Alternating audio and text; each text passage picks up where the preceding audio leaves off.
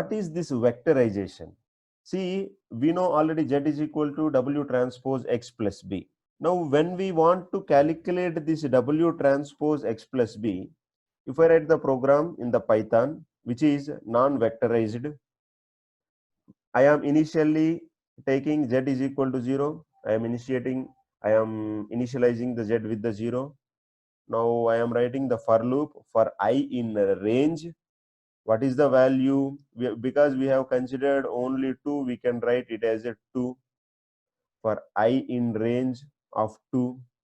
So now it is calculating Z plus equal to, so Z plus equal to, it is a compound assignment operator. Now Wi into Xi. Assume first I is equal to 0. So this is equal to W0 into X0. Okay, this is the first value. And when the loop is executed for the second time, when I is equal to 1, then this will be added to. So Z is equal to W of 1 star X1. So this will be like W1 star X1 plus previous Z. What is this previous Z? This one. This is how we have to write the program. Remember, whenever we want to multiply the matrices also in C language, we use a lengthier program. But if we vector again, finally we can add the B. After the for loop, we calculated the W1 X1 plus W2 X2, and if we have the 100 parameters, then this loop will be iterating for 100 times. If we are having 1000 parameters, then this loop will be iterating for 1000 times. After that, this Z value will be added to B. This is a non-vectorized way of calculating the Z value. If we use the vectorization, if we use the concept of the matrices, then simply I can take W as one matrix and X as one matrix. So I can perform the W transpose here, the W as one matrix and X as one matrix. I can perform the W transpose, and if I use in a simple command, when we have imported the NumPy library, and if we use NumPy dot dot dot operator and W transpose comma X and plus B, this will perform the same operation what this for loop is performed, and the time that is taken by our CPU is very less compared to this non-vectorized way. So now we will see how we will implement this. This is just for understanding.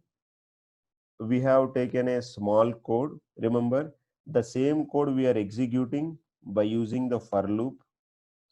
Same code we are executing with a simple command numpy dot np dot a comma b. We are checking what is the time the CPU is taking. The result is same for both the ways. If I am using the vectorized version np dot a single command, it is taking 1.5 milliseconds.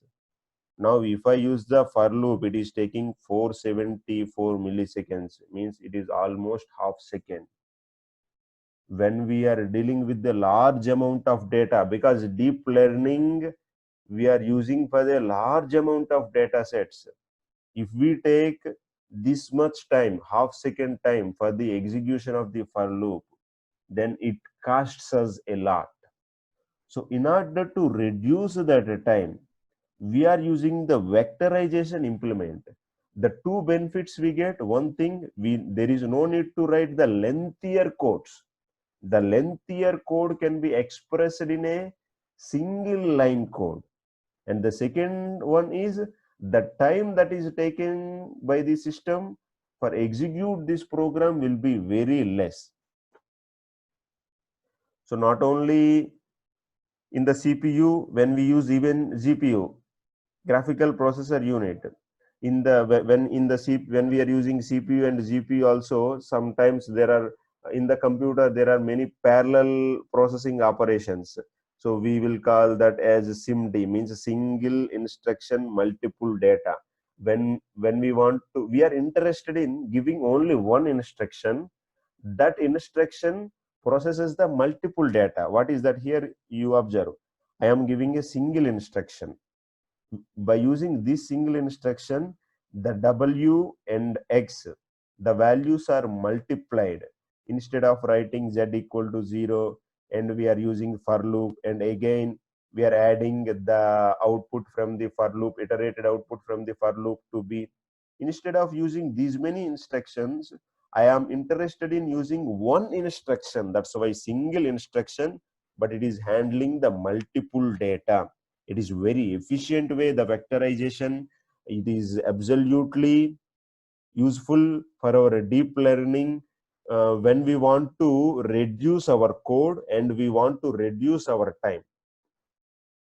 So in our neural network, whenever it is possible, we are trying to avoid the for loops.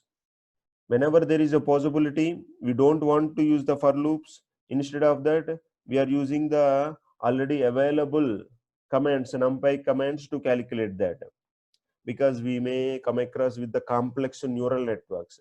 If we are keep on using these for loops, our code will become bigger, and the time that is taken by the CPU to process this code will become bigger.